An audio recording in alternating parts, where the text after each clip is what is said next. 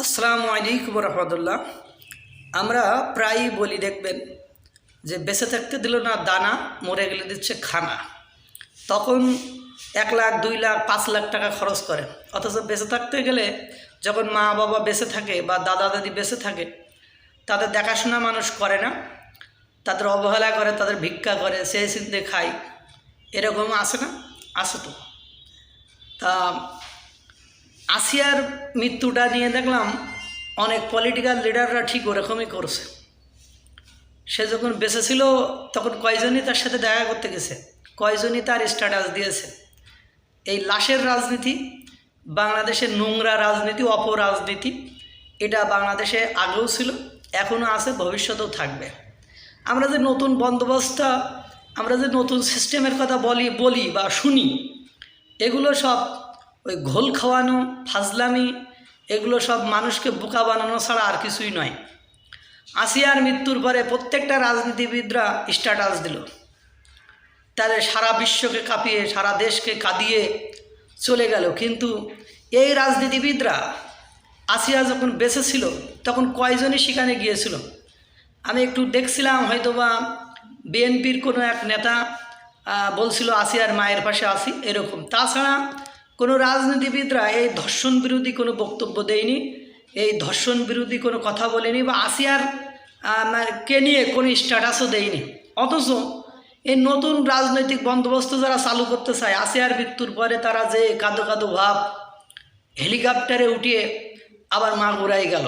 এই এখন প্রশ্ন হলো, এই হেলিকপ্টারে উঠে 3 জন যে গেল, এরা কোন সোর্সে গেল, কি কারণে গেল, কিভাবে গেল, কোন প্রোটোকলে গেল, এদের মানে টাকার উৎস কি, এরা এটা যাওয়ার যোগ্যতা রাখে কি না, এই ক্ষমতা আছে কি না? সরকার একের পর এক বিতর্কের জন্ম দিচ্ছে। কেন দিচ্ছে? এটা কিন্তু ভাবার বিষয়।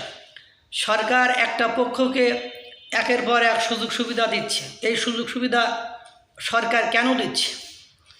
এই হাসনাত সার্জিস কি হয়ে পড়েছে যে তারা জীবনযাপন করবে অন্যদের মতো, সাধারণ জীবনযাপন করবে, তারা কেন হেলিকপ্টারের সুযোগটা পেল, হেলিকপ্টারে উঠলো, হেলিকপ্টারে উঠে গেল?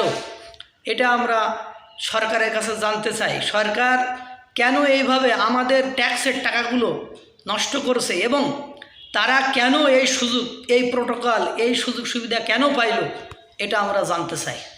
এবং আসিয়া মারা যাওয়ার যে বর্ণনা আমি শুনেছি, এই আসিয়ার যারা ধর্ষক, অর্থাৎ এই 3 জনকে আমার মনে হয় যদি এরা প্রমাণিত হয় যে এরা ওই 3 জনই কালপেট, অর্থাৎ বাপ আর 2 ছেলে, তাহলে এদেরকে প্রকাশ্যে ব্রাশ ফায়ার করে মারা উচিত, অথবা এদের প্রকাশ্যে মাটিতে গেড়ে পাথর ছুঁড়ে হত্যা করা উচিত। কারণ এরম লোমহর্ষক বর্ণনা, কারণ একটা পরিবারের একজন শয়তান হতে পারে, তো বাপ আর 2 ছেলে, এর জিনগত সমস্যা, এর রক্তের সমস্যা, ভেজাল, এদেরকে বাঁচানোর আমি কোনো যুক্তি বা কারণ দেখি না। কারণ আমি বর্ণনা পড়ে চোখ দিয়ে পানি পড়ার মতো হয়ে গেছে। আর পলিটিক্যাল লিডাররা যতক্ষণ মারা যায়নি ততক্ষণ পর্যন্ত অধিকাংশ পলিটিক্যাল লিডাররা না নেমেছে রাস্তায়, না দিয়েছে ফেসবুক স্ট্যাটাস, কোনো কিছুই করি নাই, আমরা আগে থেকে বলছি। কিন্তু ইনা সুযোগ সন্ধানী পলিটিশিয়ান, যে সিম্প্যাথি আলাপাতি পাওয়ার জন্য হেলিকপ্টারে উঠে সেখানে যায়, বক্তৃতা দেয়, এই সুযোগ সুবিধা সরকার একটা পক্ষকে দিলে সরকার যে কিংস পার্টি করছে, এটা আর সন্দেহের আর অবকাশ থাকে না। সরকার এই ধরনের আচরণ করলে অবশ্যই সরকারের জন্য খুব বেশি পজিটিভ হবে না, এটা সরকারের জন্য অকল্যাণকর এবং সরকারের জন্য বিপদের কারণ হয়ে দাঁড়াবে। আল্লাহ তাআলা সকলকে ভালো রাখুক, সুস্থ রাখুক। আসসালামু আলাইকুম ওয়া রাহমাতুল্লাহ।